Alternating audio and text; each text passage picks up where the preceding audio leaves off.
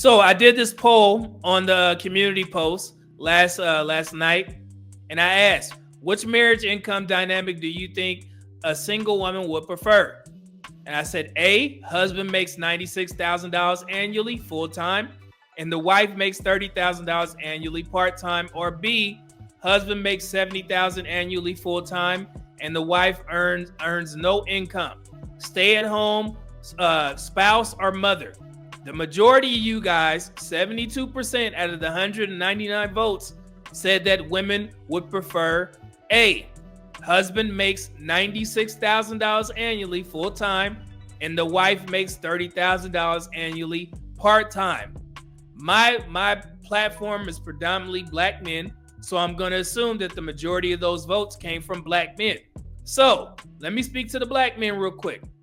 So if you were one of the men that voted for 96,000 and you want to get married and you're at the age of 33 and up, between 25 and 54, guess what? $96,000. So I let you guys set the standard so you know where you need to be if that's the type of relationship dynamic you want.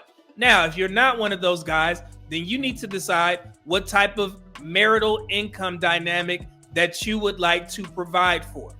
So as of now, on my page, using that small anecdotal experience, 199 votes, you guys said the man should make $96,000 a year and the wife should work part-time, which essentially is her contributing something. Now, where did I get these figures from? So in that same report, in egalitarian marriages, wives and husbands tend to earn about $60,000 each, which is essentially what black men make between 25 and 54. However, you guys set the bar high.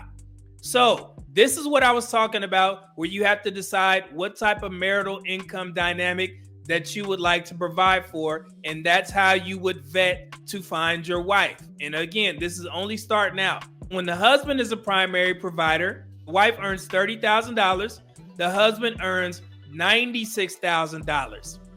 And then when the husband is the sole provider, he earns $70,000. The wife does not work, which is essentially a stay-at-home wife or a stay-at-home mother. Let me bring myself up here. So I talked about this before because we have a lot of guys trying to separate themselves from the pack, from the 50-50 conversation, saying that they provide 100% for their women. $70,000. That is the average for a man providing for his wife. Did I say $100,000, ladies? No. $70,000. And to the men that's on social media flexing, my wife ain't never paid a bill, the average is $70,000. So one of y'all asses is lying. So if your household is maintaining off of $70,000, congratulations. Don't act like you're a mover or shaker. And I'm talking directly to the men that think they're doing something or gaining favor with women by saying that they provide for the whole household.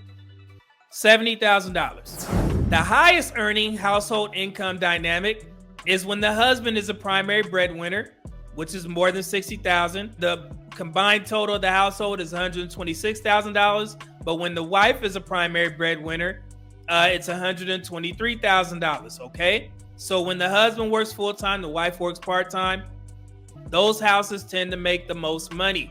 But you see, when the wife is the sole provider, $45,000. When the husband is the sole provider, that's $70,000, which is livable in a lot of states. Okay. So in the black community, the most popular marital income dynamic is when the husband is the primary or sole breadwinner. That is 40% of all black marriages. Coming in second, egalitarian, i.e. 50-50. 34% of all black marriages are 50-50. When the wife is a primary or sole breadwinner, it is 26%, which is the lowest. Now, the thing that the black community needs to focus on is that there's only one marital income dynamic where the wife does not work. And that is when the husband is the sole breadwinner. Every other dynamic works, which is why 74% of all men and women in marriages work. Only 26% of women are afforded the opportunity to be stay-at-home wives or stay-at-home mothers. Okay?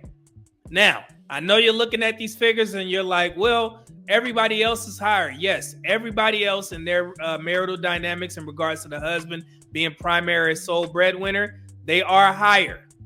I get that. However, the Black community has always worked and we have always been egalitarian, which is why these 50-50 conversations are stupid. Okay?